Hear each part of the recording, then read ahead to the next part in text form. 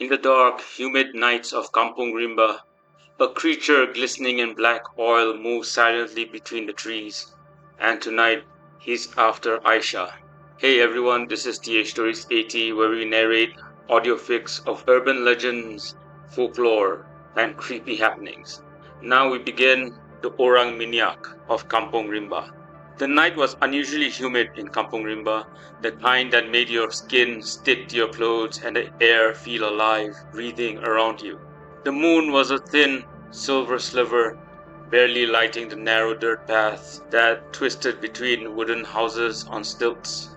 Most villagers had already shuttered their windows and locked their doors, whispering prayers to keep the darkness at bay. Aisha, a young school teacher, had stayed late at the community hall preparing lesson plans. The smell of damp wood and wet earth clung to her as she walked home alone, her sandals slapping softly against the dirt road. She tightened her shawl around her shoulders, wishing she had remembered her mother's warning.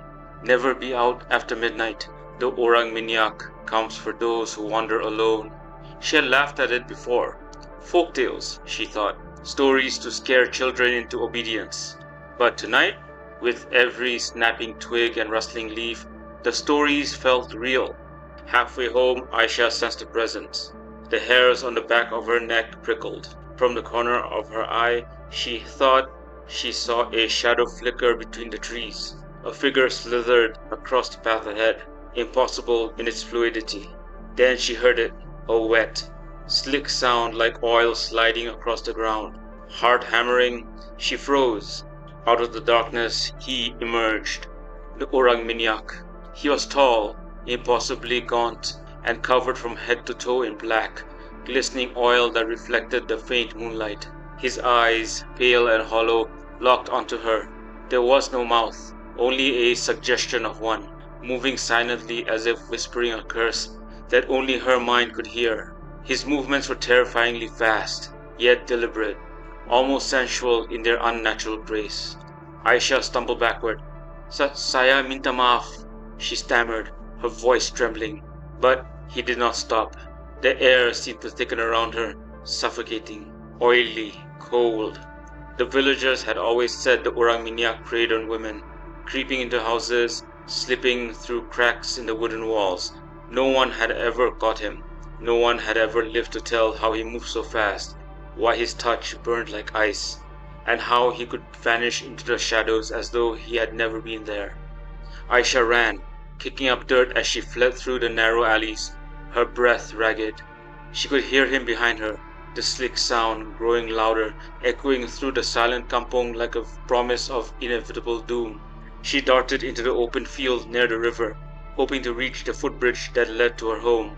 Suddenly he appeared in front of her, impossibly close. She tripped and fell onto the wet grass. He loomed over her, the black oil dripping from his body onto the ground. His hand stretched toward her face. Aisha closed her eyes and whispered a prayer her grandmother had taught her, the words trembling off her tongue. For a moment, nothing happened. Then a low wind stirred, carrying with it the scent of burning incense and damp earth. The Orang Minyak recoiled slightly, hissing as if repelled by something unseen. Aisha peeked through her fingers. There at the edge of the field stood the village Imam, holding a bundle of incense and reciting verses aloud. Behind him, more villagers appeared, torches flickering, sticks and machetes in hand. The creature shrieked, a horrible gurgling sound that seemed to scrape at the night itself. It lunged toward the river, slipping into the murky water where the oil clung to its form. The villagers chased, shouting prayers and incantations, but the river swallowed him whole. In the moonlight, only the oily ripples remained, and then nothing. Aisha sat on the damp grass, trembling. Her shawl was streaked with mud, her sandals ruined, but she was alive. The villagers gathered around her, their eyes wary and fearful, whispering about the creature they had seen in the shadows.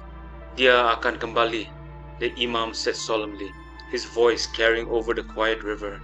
The Orang Minyak never dies. He waits, he watches. He strikes when the night is darkest, when fear is strongest. Aisha shivered, hugging herself. She had always thought of the stories as old superstition. Now, she understood the truth.